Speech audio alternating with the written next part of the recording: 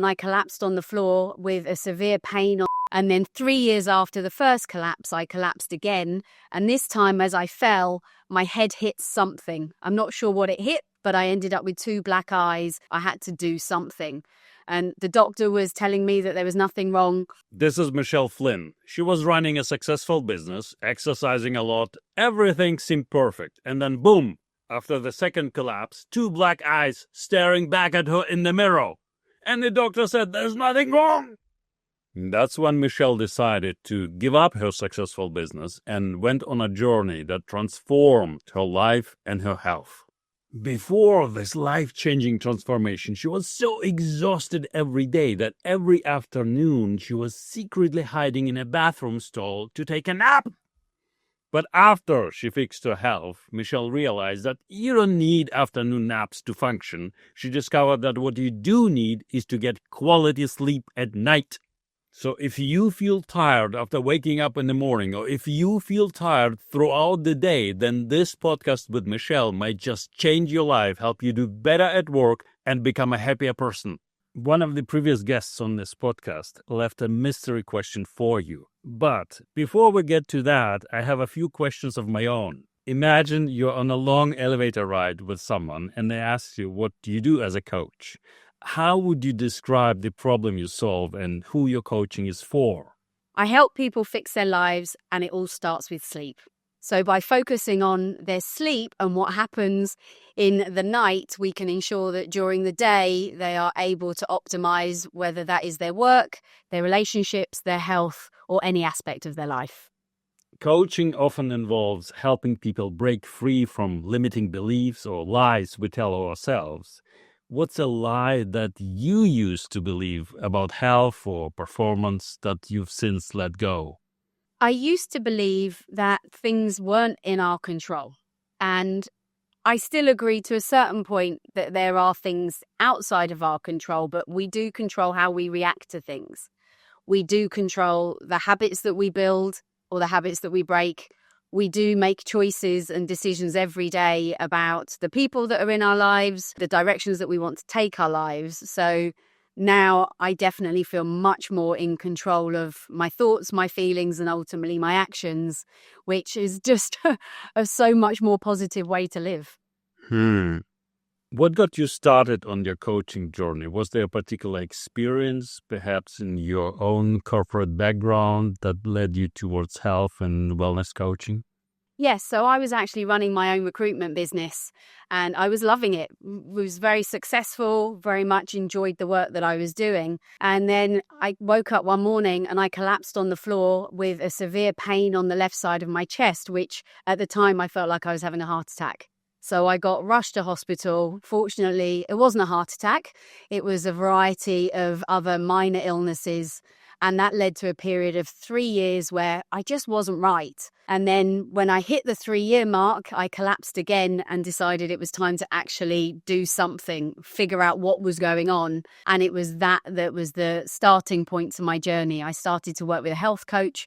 I started to understand about myself. And then I decided to retrain. And now I support others to be better with whatever better looks like for them. Oh, wow, that's super interesting. So what did you do at that 3-year mark? Why was it 3 years? Tell me more. So during that 3-year period, I just wasn't well. I was tired every day. So at 3 o'clock every day, I was taking a nap and I just thought that was usual. I was gaining weight even though I was exercising a lot. My memory wasn't great. I was getting sick quite a lot, but I kind of just got used to it. My business was still very successful, so I kind of had stopped noticing that I wasn't feeling very well. And then 3 years after the first collapse, I collapsed again. And this time as I fell, my head hit something. I'm not sure what it hit, but I ended up with 2 black eyes.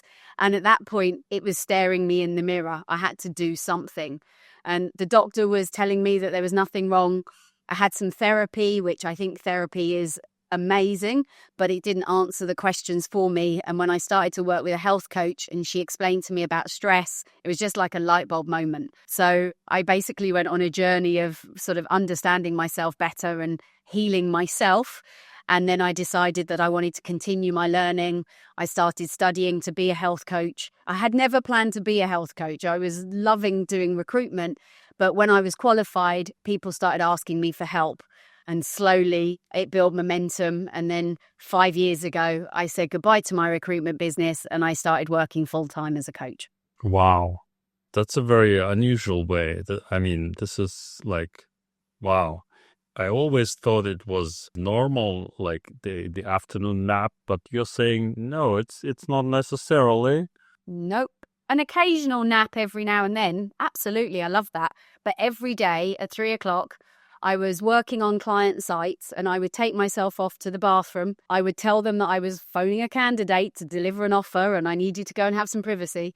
And I would literally go into the cubicle in the bathroom and sleep.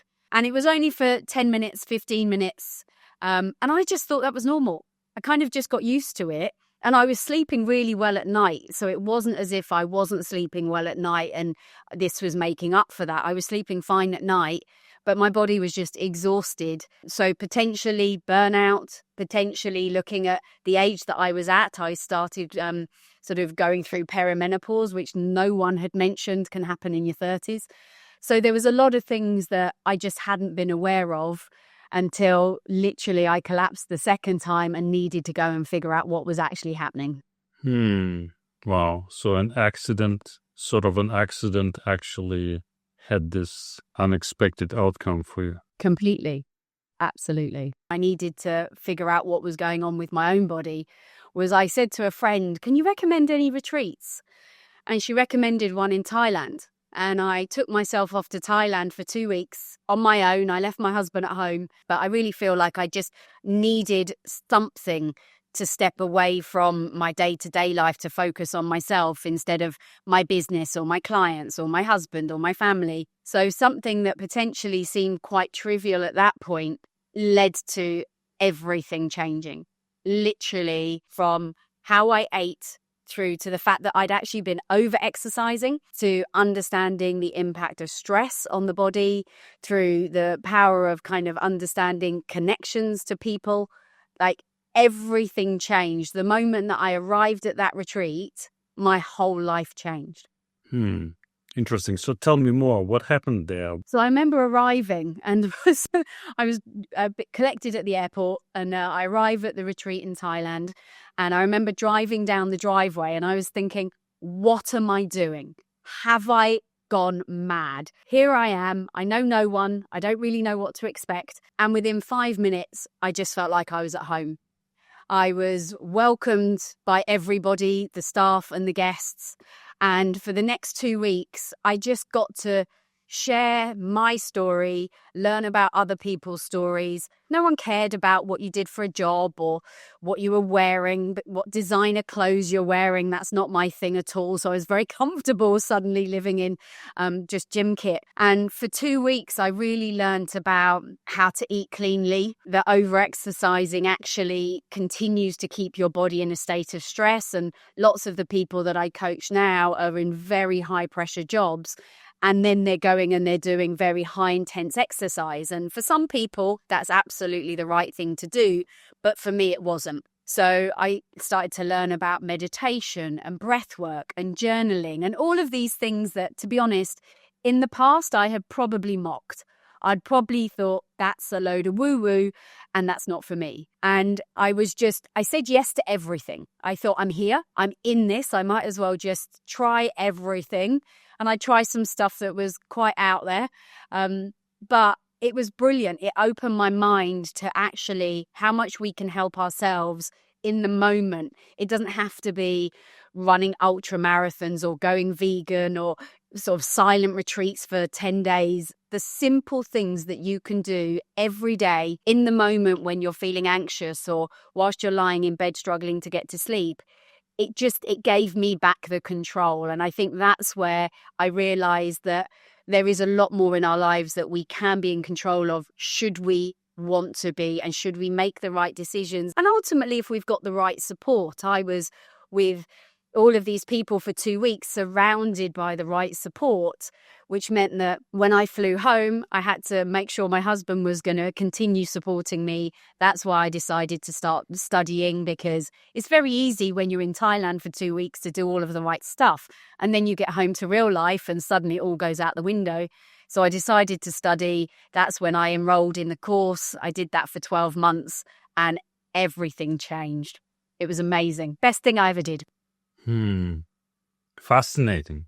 If you could sum up your coaching philosophy in just a few words, especially around foundational habits like sleep and breath work, what could it be? I think when it comes to my coaching, it really is about going back to basics. Are you making sleep a priority? Do you know how to breathe properly? Are you aware of what good, clean food looks like? So I think it's quite easy to overcomplicate things. And there are so many brilliant books out there and amazing experts out there. But every time when I'm talking to somebody, firstly, they just want a safe, confidential space to talk. Really important. They want to be heard. So often, people are not really listening to people. We're all very, very busy and it's very easy not to really listen.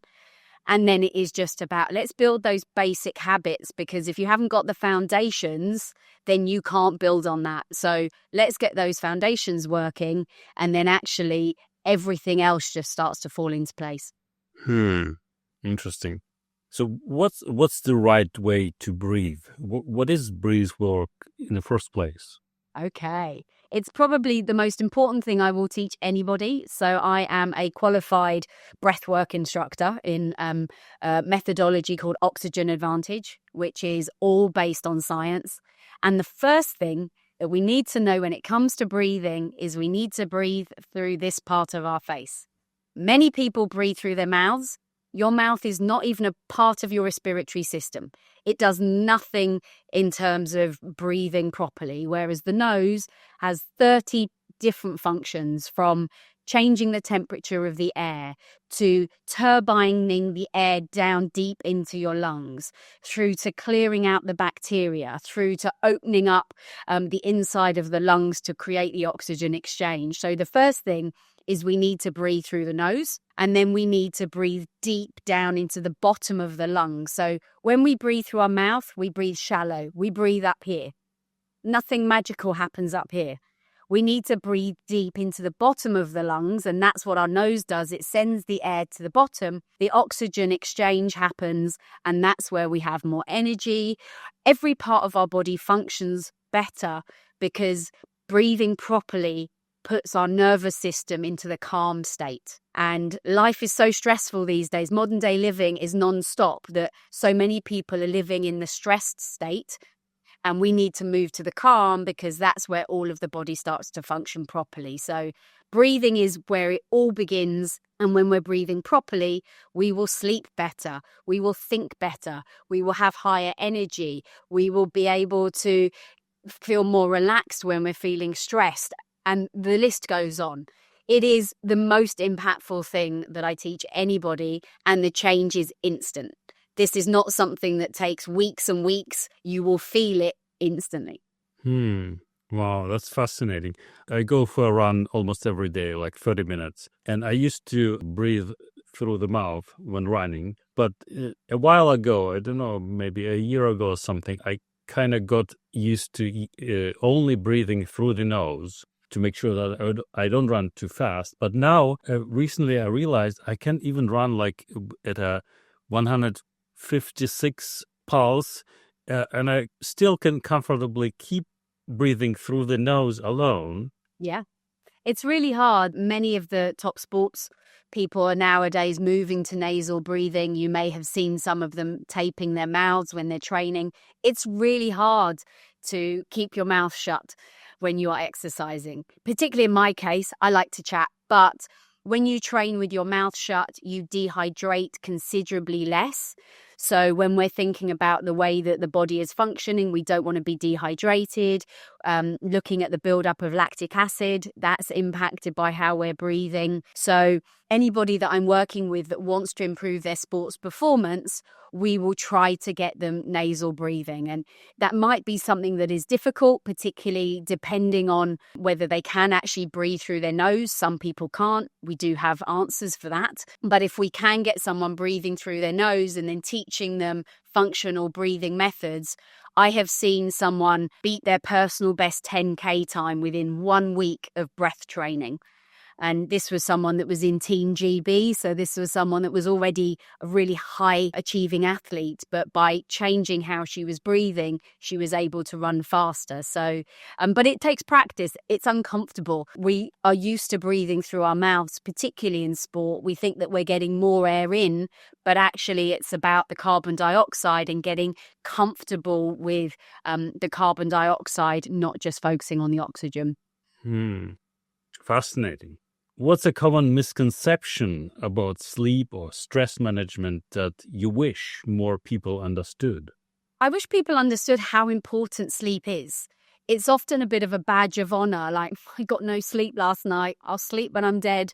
Almost like we're proud of, aren't I working really hard, so hard that I don't sleep? And I think we need to stop it being a badge of honor. Rest is really important and sleep needs to be a priority. You're going to spend on average 26 years of your life asleep, hopefully. So we want it to be really good quality sleep. And time again, I hear people thinking that 4 hours, 5 hours is okay.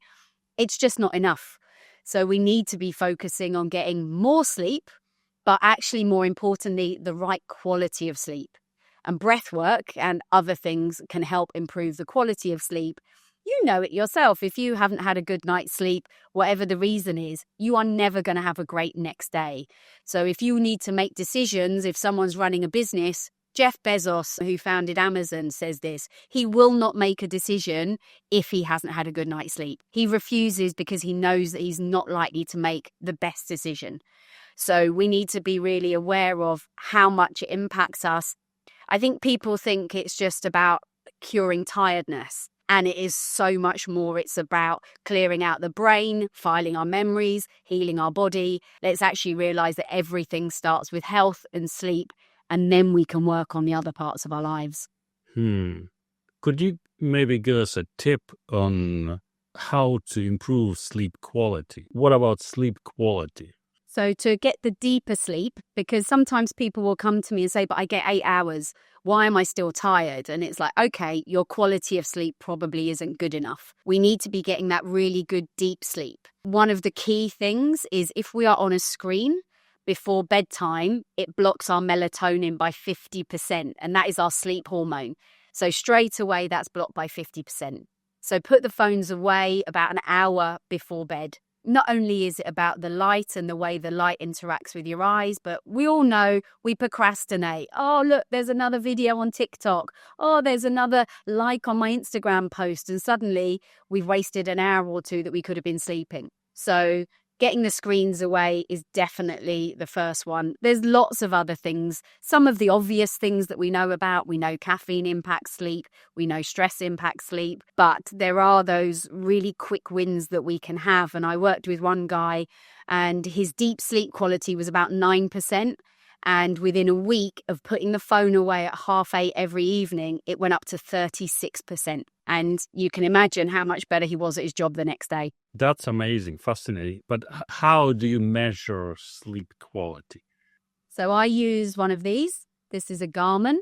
There are many devices. So whether it's an Apple Watch, you can get an Oura Ring, you can get a Whoop Band, you can use apps. So if you don't like wearing any devices, there's an app called Sleep Cycle, which listens to your breathing. And what it basically does is that we need our heart rate and our body temperature and our breath to lower.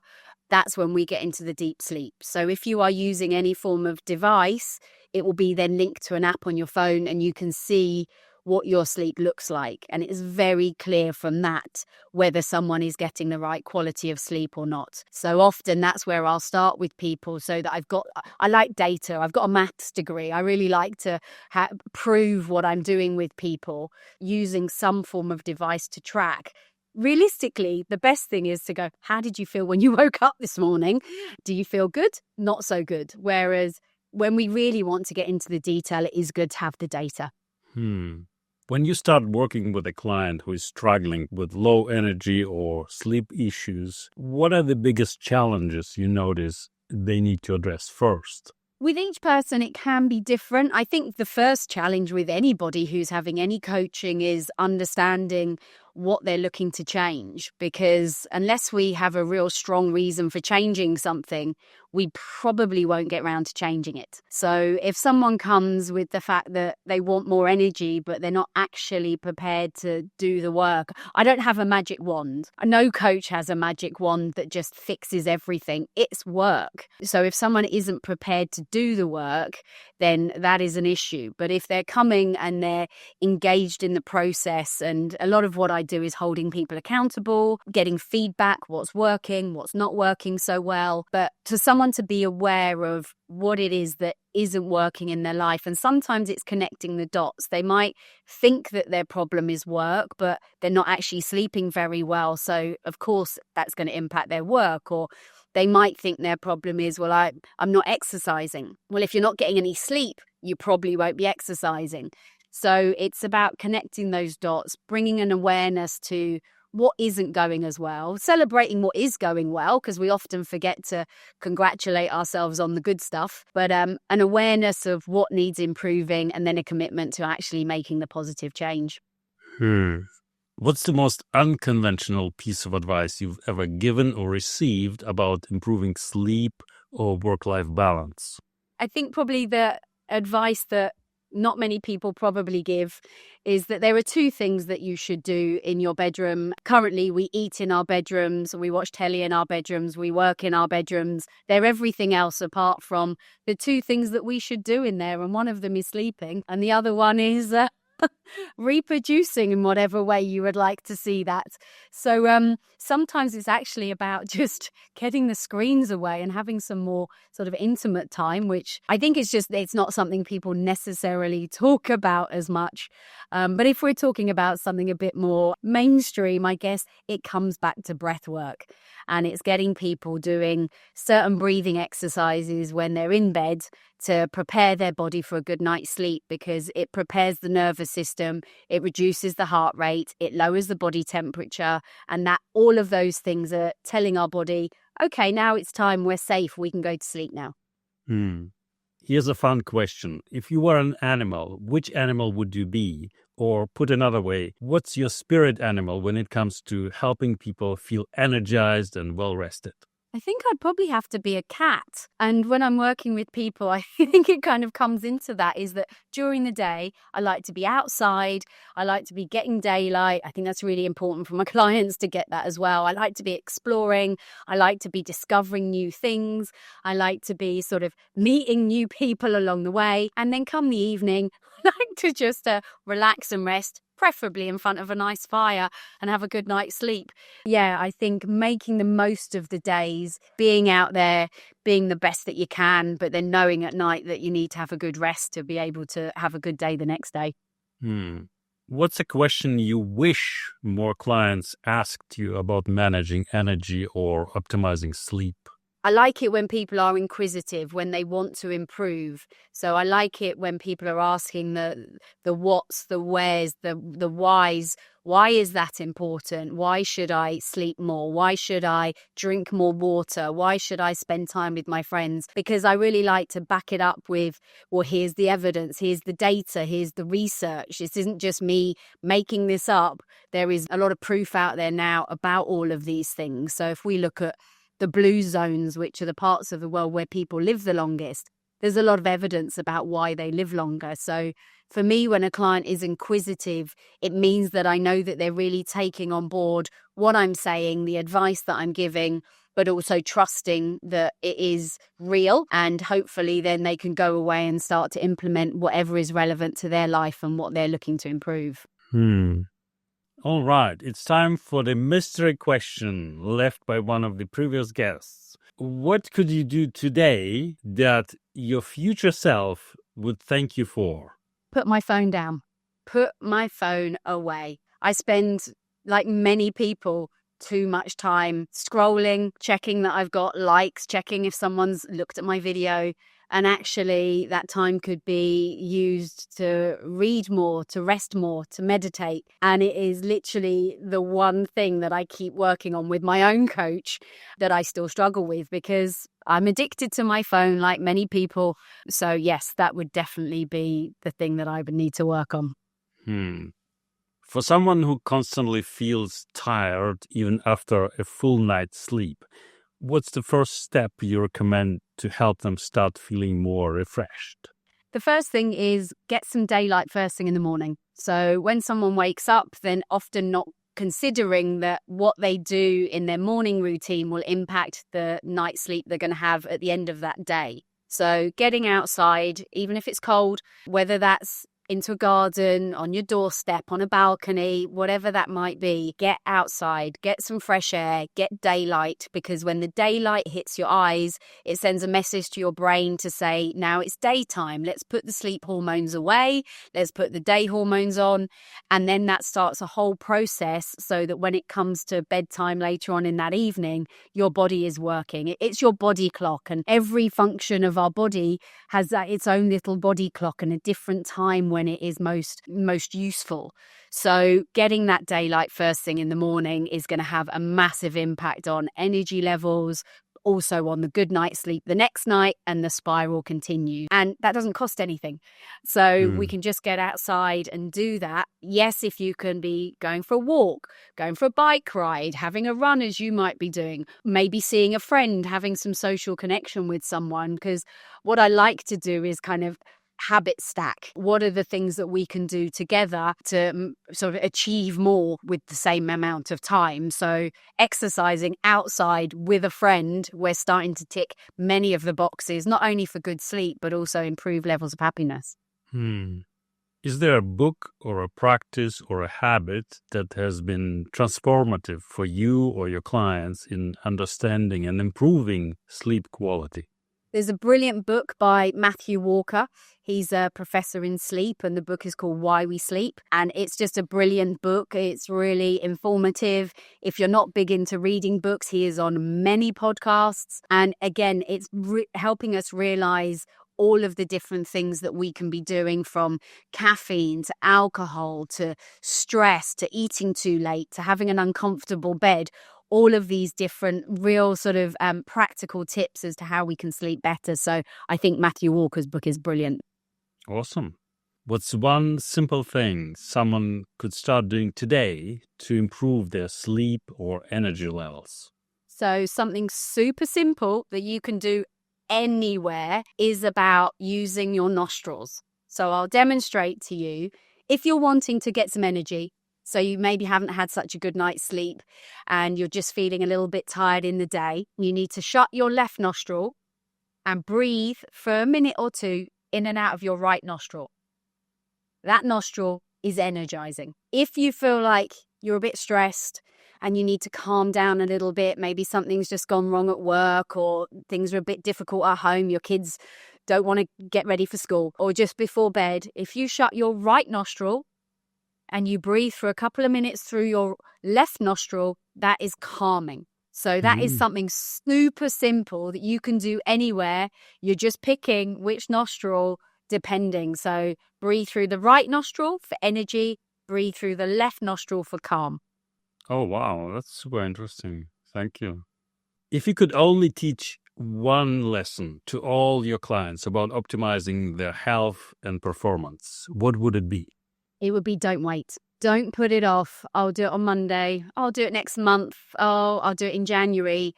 Don't wait, because every little small change that you make, no matter how small it might seem, is all stacking up to bigger improvements. And often people are waiting till they can do something perfectly. Well, I'll join the gym next month when I've got time or when I can afford it, or I'll start to eat healthier in January when Christmas is out the way. Don't wait. Little things, an extra vegetable, an extra glass of water, a few extra steps, 10 more minutes going to bed earlier. All of those things now, you're starting to stack it up, and it is much less likely that you are going to struggle with health in the long term if you start to deal with it now. So instead of waiting for the 1st of January, which only happens once a year, you can set your own 1st of January to any date, right? Absolutely. Why anyone would think that the 1st of January is a good day to take up exercise when it's cold and dark, or to start eating healthy when really all we want to do is probably still be eating leftover Christmas dinner. New Year's resolutions are very unlikely to be long-term and sustainable. So make today your New Year's resolution day. Don't wait. What are you most excited about in your work right now? I am super excited to bring breathwork to the masses. I think there is still very much a view that breathing, meditation, yoga, tai chi, qigong are for a very small group of people. And actually, everybody needs to be focusing on how they breathe. So the way that I'm teaching that is in a way that is really relatable. So it's all science backed, it's all data backed, but I bring with it brilliant music. So when people are breathing, they're almost not aware of their breathing because they're really enjoying the music. I use that to help solve problems. When we're breathing, we open up the part of our brain where we can find answers to things. So if someone wants to solve a business problem or a life problem, we can use breath work for that. So for me, it's really exciting to be at that point, thanks to Wim Hof and thanks to Patrick McEwen with the Oxygen Advantage, that more and more people are starting to be curious. And what I love is watching someone have that moment, that experience, that feeling, that answer that breathwork brings. So I'm so excited about just carrying on doing more and more of that, because it's made a massive difference to my life. I see it with my clients every day, and I just want it to be something that people realize is good for you as much as walking, drinking water, and eating vegetables. If you could leave our listeners and viewers with one piece of advice to remember long after this episode, especially about sleep and resilience or getting more energy, what would it be? Piece of advice is to look after yourself first. People think that it's often selfish, but we spend so much of our lives looking after everybody else, our partners, our parents, our children, our colleagues, and all of that absolutely is important. But if you don't put yourself first at the center of your life, then you can't be good for anybody else. If you're not well, if you're tired, if you're irritable, all of those things, then you can't be the best for everybody else. So self-care is not selfish. It is absolutely key. And that's why I love when someone comes for coaching, because they're actually then going, yes, I'm ready to actually start to focus on myself. And then that means you're going to be better for everybody else. And one of the talks that I deliver is to leaders, and it is about putting your own oxygen mask on first, because as leaders, you're constantly been bombarded by everybody else's issues. And it's like, if you don't look after yourself first through self-care, then you are not going to be able to lead a high-performing team. So absolutely. And we hear it on the aeroplanes. I refer to it as, in your car, you have your warning lights. And if the light comes up to say you've run out of petrol, or the light comes up to say that sort of you need to go and pump your tires, you do that. Yet with our own bodies, we ignore the warning lights. And my warning lights are really clear now. I very much know when my body is telling me, Michelle, you need to stop. So I help people to recognize what their warning lights are, so that hopefully we prevent them coming on. Hopefully we fill up our own tanks before we actually, in my case, as I did, I hit the floor literally twice. Finally, the last question is your mystery question for the next guest. So without knowing who will be the next guest on this podcast, what question would you want them to answer? So imagine that you are the main character in a film about your life, and your film is premiering in the cinema, what would the audience be shouting at you? And when they're shouting, "Don't open the door," or "He's behind you." What would the audience be shouting at your main character in your life? Interesting. I'm looking forward to an answer to that question. Michelle, thank you so much for sharing your insights with us today. I hope our listeners and viewers like and share this episode and join us next time on the Top Coaching Leaders podcast.